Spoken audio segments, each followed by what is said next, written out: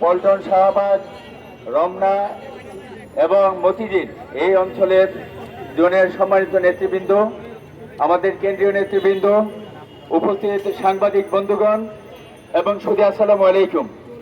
সম্মানিত সুধী, আপনারা জানেন দীর্ঘ 17 বছরের ফ্যাসিস্ট খুনি হাসিনার যে নারকীয় তাণ্ডব এবং যে অপরাজনীতি এবং তার যে অপশাসন, সেটির জাতাকলে পড়ে বাংলাদেশের 18 কোটি মানুষ নির্যাতিত, নিষ্পেষিত হয়ে শেষ পর্যন্ত বাধ্য হয়ে তারা রাজপথে নামতে বাধ্য হয়েছিল। এবং এই গণ আন্দোলনের মধ্যে দিয়ে খুনি হাসিনা এবং তার দোসররা শেষ পর্যন্ত 6 আগস্ট এই বাংলাদেশ থেকে তারা পালিয়ে যেতে বাধ্য হয়েছিল। আমরা জানি এই খুনি হাসিনার আমলে এদেশে অনেক গুম, অনেক খুন এবং অনেক মানুষকে এই দেশ ছাড়া হতে হয়েছিল। এটি আমরা সারা বাংলাদেশের সাংবাদিক বন্ধু সহ ইলেকট্রনিক্স এবং প্রিন্টিং মিডিয়ার অনেকে সাক্ষী হিসেবে আছেন।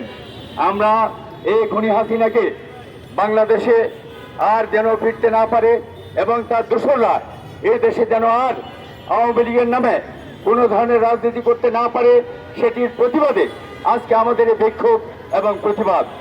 সম্মানিত সুধীবৃন্দ, আমরা জানি এই খুনি হাসিনা বাংলাদেশের স্বাধীনতা, সার্বভৌমত্ব, গণতন্ত্র, মানুষের মানবাধিকার, ভোটের অধিকার সহ সমস্ত মৌল মানবিক অধিকার সে একদিন কেড়ে নিয়েছিল এবং এদেশের মানুষের মুখের ভাষা কেড়ে নিয়ে মানুষকে বাকরুদ্ধ করে ফেলেছিল। কেউ তাদের ঘরের মধ্যে কথা বলতে ভয় পেত। সেই অবস্থা থেকে মানুষ যখন আর পারছিল না, তখনই রাজপথে সবাই নেমে এসেছিল এবং ছাত্র জনতার সে গণ অভ্যুত্থানের মধ্য দিয়ে শেষ পর্যন্ত তাকে বাংলাদেশ ছেড়ে তার দোসররা সহ একযুগে পালিয়ে যেতে বাধ্য করেছিল।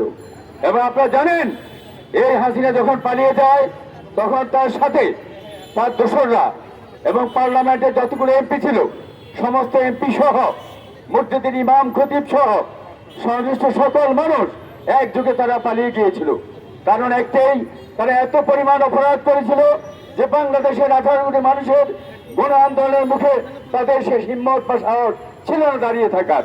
তা আমরা আগামী দিন আশা করব বাংলাদেশের গণমানুষ অবশ্যই সোচ্চার আছে এবং থাকবে। এই আওয়ামী লীগ ফ্যাসিস্ট যেন বাংলাদেশে কোনো নামে, কোনো দলে, কোনো মতে যেন বাংলাদেশে আর কামব্যাক করতে না পারে, সেজন্য আমরা জাতীয় নাগরিক পার্টি সহ সারা বাংলাদেশের মানুষকে উদারত আহ্বান করব, আপনারা সোচ্চার থাকতে হবে। তারা আমরা শুনতে পেয়েছি ইতিমধ্যে রাতের অন্ধকারে ঘুরে বিভিন্ন অলিগলিতে তারা ছোটখাটো মিছিল করছে। আমরা শঙ্কিত নয়, তবে আমরা প্রতিবাদ মুখর হয়ে আমরা রাজপথে আছি, থাকবো। আগামী দিন এই আওয়ামী লীগকে নিষিদ্ধকরণের জন্য যেই কোনো ধরনের আমাদের কর্মসূচি আছে সেটিকে বাস্তবায়ন করার জন্য রাজপথে দিয়ে আমরা মোকাবেলা করবো ইনশাল্লাহ।